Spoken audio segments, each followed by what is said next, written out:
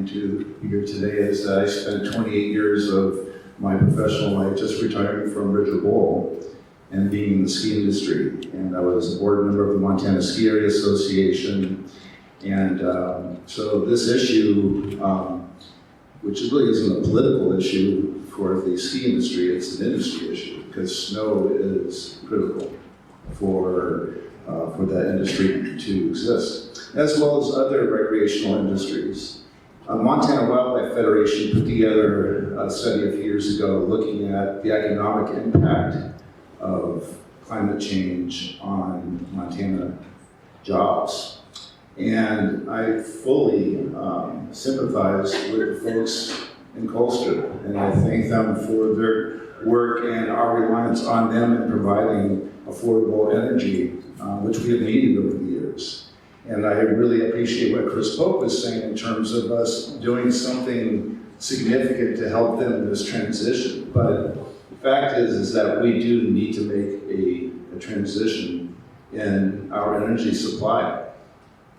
And that has become evident that we have renewable alternatives, and the economy of scale to make it affordable needs to happen, and it really does, takes NorthWestern Energy, that size of operations, to really help take a leadership role in providing that. When we're talking about Montana jobs, we have 11,000 people as a couple of years ago that were directly impacted or being directly impacted by climate change in terms of the recreational industry. Tourism is arguably right up there with agriculture as our leading industries in Montana.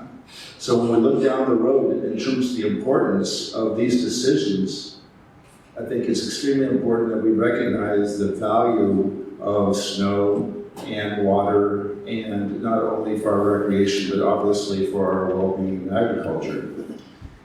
So, it reminds me of an old STP oil advertisement that always stuck with me, the sagely words of the head mechanic and talking about keeping the maintenance of your car.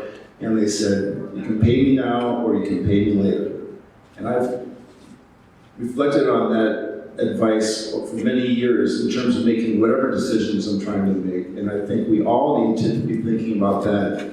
You can pay me now or pay me later. And I think we need to be moving towards clean energy. The science is really irrefutable. And we need to make those changes for Montana and for the world.